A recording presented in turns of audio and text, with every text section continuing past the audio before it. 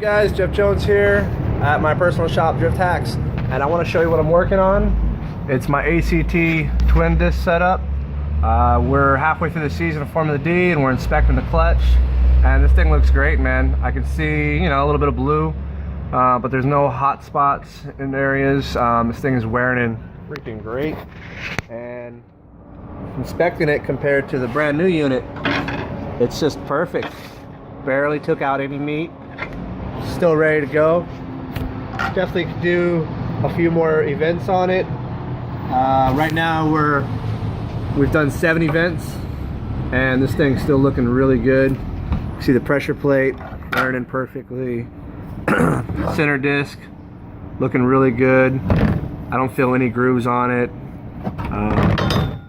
Second disc, everything about it's looking perfect, and I can tell you from experience, when I've run single disc, kind of a similar style with it being a 6-puck and kind of a normal pressure plate, they typically only got me 5 to 7 events, and you know, it's about the same horsepower, making about 700, and this year we're making almost 800, but this thing is just working great. So my first time running a twin disc setup, I can tell you that this is definitely worth the money, because now I'm getting double the amount of use, and honestly it's probably going to be about triple the amount of use. I guarantee you this will last me all season and probably some of next year. So really awesome setup by ACT. I'm really loving the twin disc setup.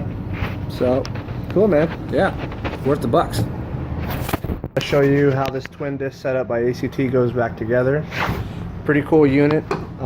It's pretty much like a typical single disc setup, but they've got this center disc and a few shims, and it really goes together quite simple.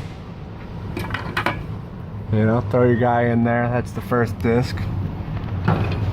Then you got this deal here. We're gonna throw that guy in there, and there's some X's on here. You can see these X's, so it's actually marked on all 3 pieces, so you make sure you put it back together in its balanced form. This bolts in right there. Let me get my bolts, bolt that up.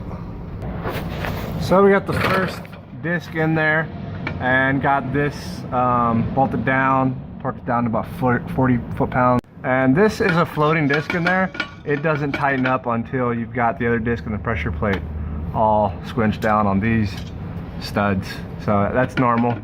ACT did a great job of actually putting, you can see this label right here, maybe not. It's this transmission side, so you know that that faces back towards your transmission. So that's a cool thing, so you don't throw that in there in the reverse and have to do this all over. Pretty simple thing to put in, pretty easy. Got our second disc on here, and it is very crucial that you use an alignment tool. Eyeballing it's just not going to work, because you need to align the teeth up on both of these discs. So very crucial to have the proper alignment tool. A universal one wouldn't work right here, because those don't align the teeth. That would just center both of them, but it wouldn't align the teeth, so you wouldn't be able to get the transmission in there. So very crucial to use an alignment tool at this part of the step. Okay, pressure plates on. These are just snug down right now. Once you've got this in, you want to check your alignment tool and kind of go around it with your finger, see if it feels like it's even. This you can kind of eyeball and just make sure it's centered, because there is some weight on these discs, so you want to pick them up a little bit as you tighten everything down. That way it's centered in there. Then you want to be able to make sure you can get it in and out.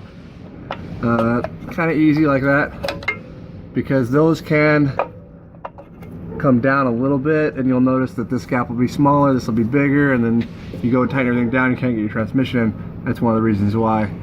So make sure you do that before you torque everything to spec, and you're good to go.